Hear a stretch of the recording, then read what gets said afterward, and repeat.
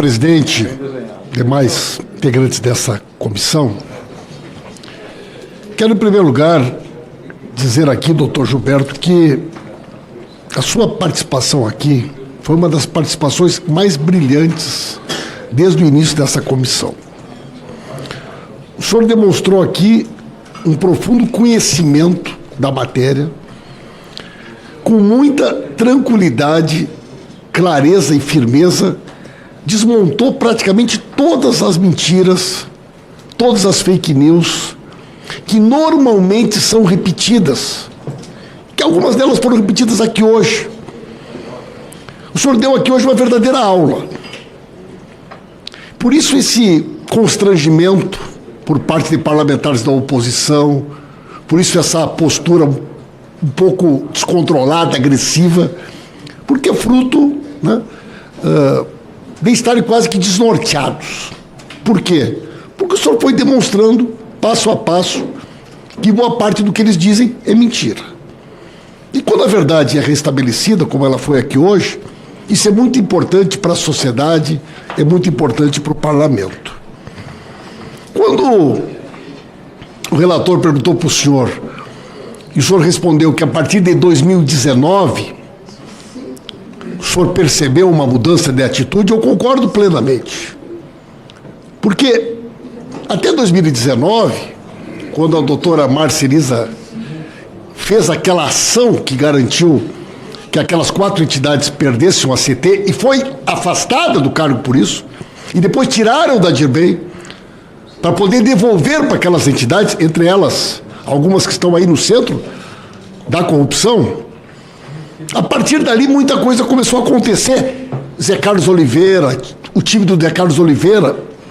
E quero chamar a atenção aqui, doutor Gilberto, do famoso decreto 10.537 de 2020, logo em seguida, assinado por quem? Jair Messias Bolsonaro, Paulo Guedes e Onyx Lorenzoni.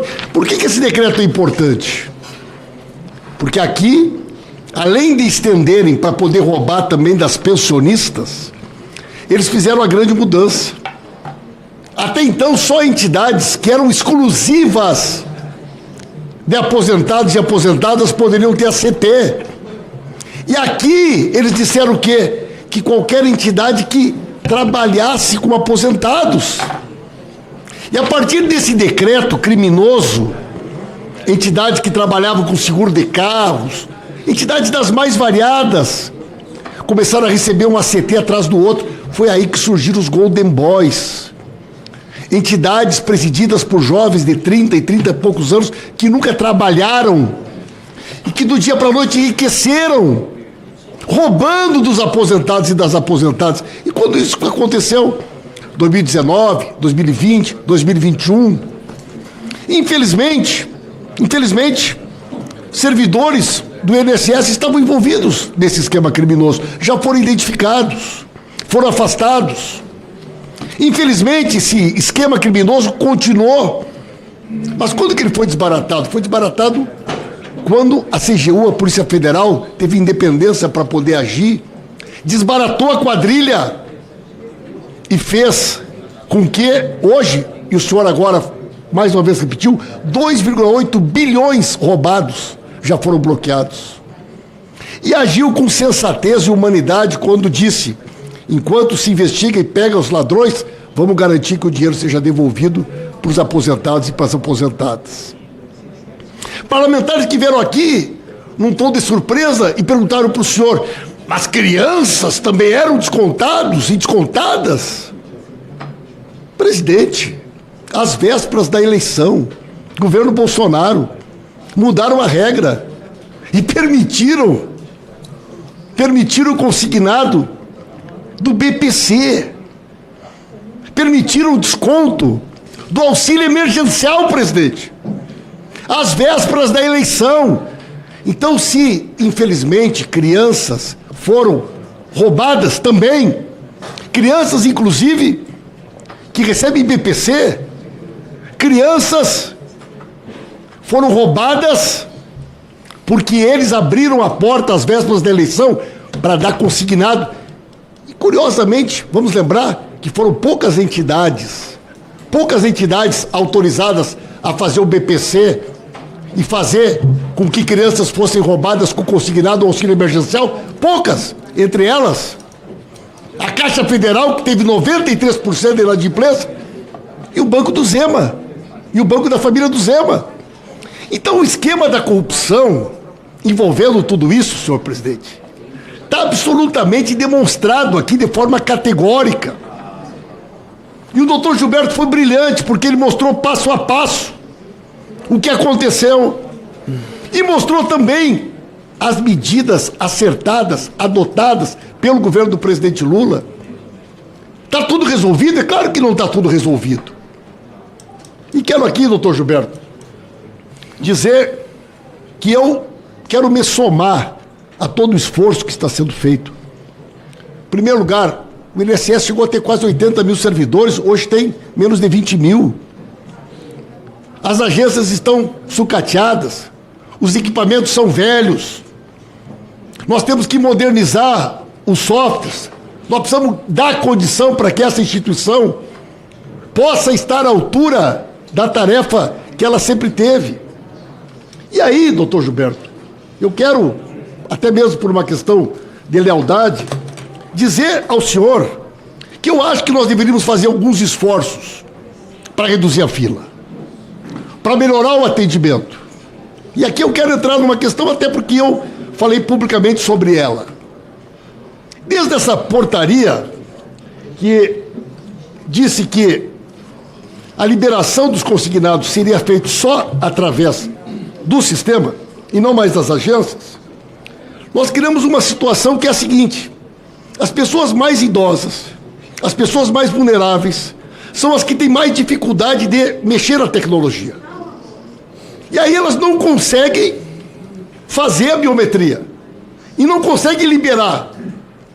Mas a agência não faz mais o serviço, porque o serviço de liberação só pode ser feito pelo sistema. Nós queremos uma situação quase que kafkiana. Ele não consegue acessar, ele vai na agência. Ele vai na agência, a agência não permite. Nós temos que achar uma solução para isso. E quando eu defendi que nós temos que fazer um esforço para reduzir o home office, não foi de forma alguma com o objetivo de faltar o respeito com os servidores, porque eu acho que é importante que a gente tenha mais servidores nas agências para garantir um atendimento humanizado exatamente para este cidadão, para esta cidadã que não sabe, que não conhece a tecnologia, que não consegue acessar às vezes um direito, e ela precisa chegar na agência para que esse direito que ela tem possa ser exercido de forma plena. O senhor deu uma aula aqui hoje, e eu tenho certeza que o INSS vai sair fortalecido daqui hoje, para que a gente possa brigar por concurso público, por mais investimentos, por mais tecnologia, por mais equipamentos, por mais condições para as agências, porque a razão de existência do INSS é atender os segurados.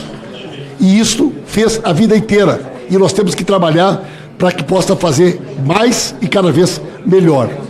Então eu gostaria de perguntar ao senhor se estas medidas, elas acabaram não dificultando a vida exatamente das pessoas que mais precisam.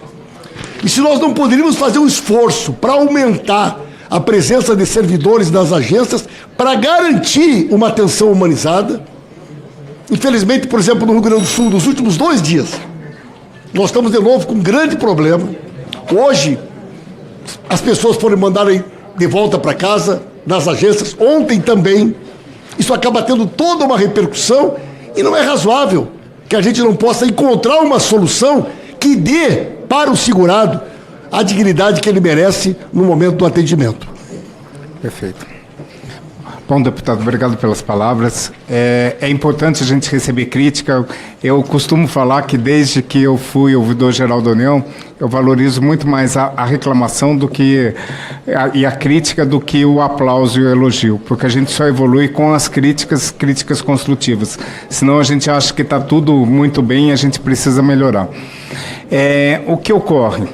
O INSS, infelizmente, de um tempo para cá, ele mudou sua vertente. Ele imaginou que ele poderia ser um serviço como o da Receita Federal, que ele poderia ser feito todo de forma eletrônica, fechando agências, fechando o canal de atendimento direto, humanizado, possibilitando que ele acessasse pelo Meu INSS, pelo 135, fazer atendimento só via agendamento e abriu mão do atendimento humanizado, do atendimento humano. Logo quando cheguei, fiz várias e várias visitas, e eu visito o Brasil inteiro, e não com viés político, como tentaram falar, porque falaram, ele está viajando para o Brasil todo, inclusive nos finais de semana, porque ele quer ser político. Eu falei, só se eu fosse para presidente da República, porque eu acho que o único cargo que precisa visitar todos os estados da federação que tem voto seria para presidente da República, senão eu me concentraria em um só. A ideia é conhecer as agências, as dificuldades das nossas agências. E as nossas agências foram, na verdade, muito sucateadas durante o tempo.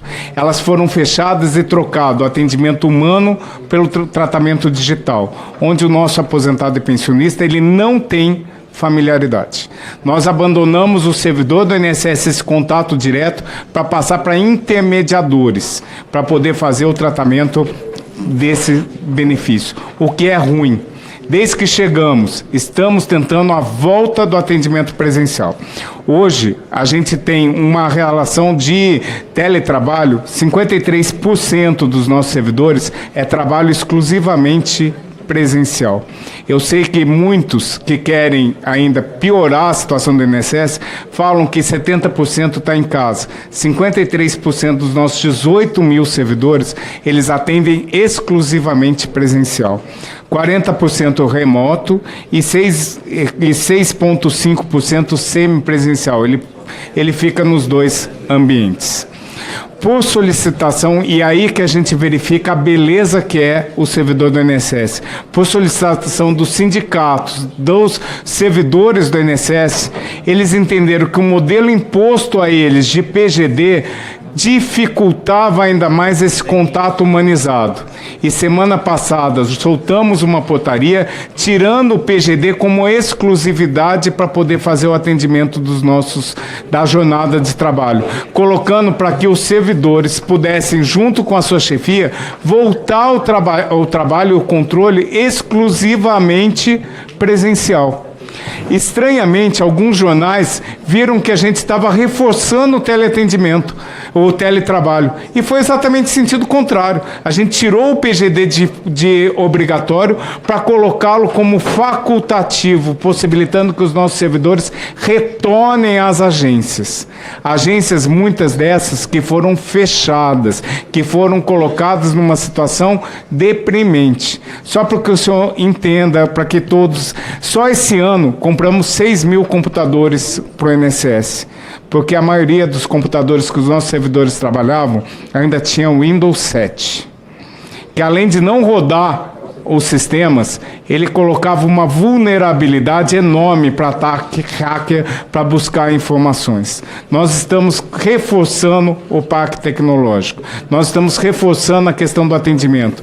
O atendimento a gente colocou agora como uma meta, e está aqui o Basso como o nosso representante, ex-gerente de Porto Alegre, que veio esse ano para reforçar a nossa equipe, a obrigatoriedade de abrir agências de autoatendimento com auxílio dos nossos servidores. Se a gente fala para ele usar o Meu INSS, eu tenho que ter alguém do INSS ensinando, e não um intermediário a ser feito. Então, a gente vem trabalhando com essa volta do atendimento presencial, a retirada desses intermediários. É impossível, a cada agência fechada do INSS, à frente a vários intermediários, entregando cartão para poder, na verdade, achacar o nosso segurado. Isso não pode ser. O INSS tem que voltar a ter a cara, o atendimento, o olho com olho disso. A gente vem fazendo isso principalmente com muito êxito aos finais de semana com os mutirões.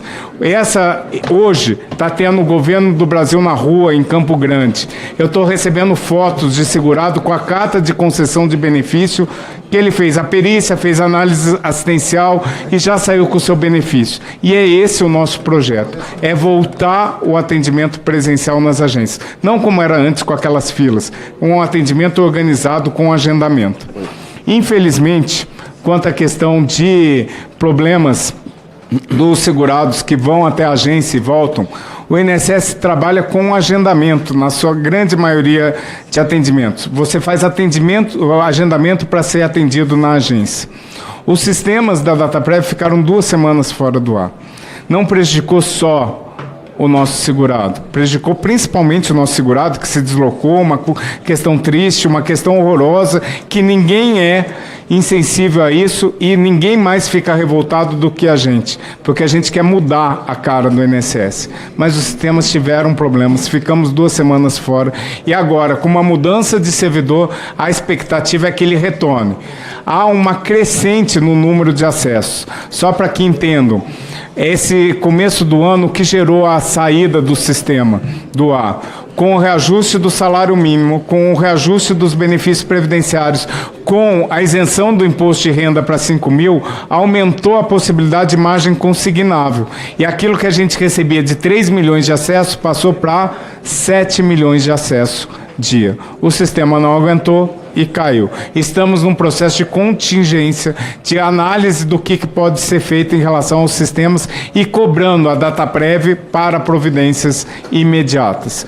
O INSS se revolta com isso. Ele, na verdade, os nossos servidores se desdobram para dar esse tipo de informação e atender o quanto possível isso.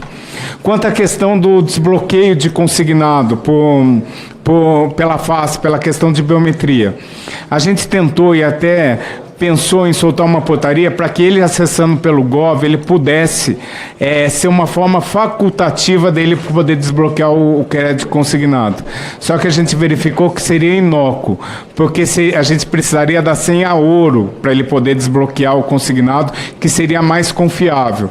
E 80% dos nossos segurados, eles são bronze, porque eles não conseguem chegar à senha ouro. Ou seja, não era esse caminho. O que a gente tem de boas perspectivas? Pela questão legal agora, todos os benefícios de aposentadoria, desde 27 de novembro, eles são concedidos com biometria. O BPC já tem 6 meses que ele é concedido com biometria. A base biométrica dos nossos aposentados a partir de novembro, assim como a base de beneficiários do BPC, todos têm biometria e a gente não tem esse problema.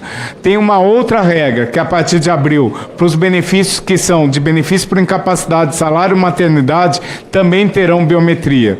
E em janeiro de 27, haverá um grande recadastramento com a necessidade de base biométrica. Então, com isso, na pior das hipóteses, em janeiro estaremos todos com base biométrica na Previdência. Mas a gente acha que isso, a gente não pode esperar até janeiro de 27. A gente não tem como verificar. E a gente está discutindo com o DataPrev, com os bancos, um meio mais seguro. Se a gente usa a biometria do banco para poder garantir que aquele segurado, ou então, com a nova instrução normativa que deve sair em fevereiro, em março, com a possibilidade do nosso segurado, assim que tiver um contrato, ele precisar fazer a dupla confirmação inicial e final, seja elementos de segurança suficiente que a gente possa estender, além da biometria, para outros canais. Então, o que eu peço até, se alguém tiver alguma proposta legislativa, uma proposta de mudanças de procedimento, estamos abertos para esse tipo de mudança. É muito bem-vindo, porque o que a gente mais quer é que o nosso segurado não tenha sofrimento, seja na fila de concessão, seja em dificuldade para conseguir o seu consignado, que é tão importante para ele, porque senão ele não conseguiria crédito com um valor muito mais baixo. Fala, galera da Folha TV, não se esquece de se inscrever aqui no nosso canal para assistir programas como Folha Notícias Manhã, Folha Notícias Noite, o nosso Folha Entrevista e o nosso Barzinho das Meninas. Muitas coisas bacanas a gente acompanha por aqui e a gente precisa muito, muito do apoio de vocês para nosso trabalho jornalístico, investigativo, de curadoria de conteúdo, com vocês ajudando no nosso Pix, folhademocrata@gmail.com, ou mandando superchats, valeu demais, e os recursos financeiros, tornando-se membro do nosso canal, no nosso curso de jornalismo básico, para você ficar muito bem informado a respeito de tudo. Queridos e queridas, muito obrigado pela presença de todos vocês, vida longa e próspera. Cuidem-se, cuidem dos seus, e não esquece de se inscrever aqui na Folha TV. Até mais!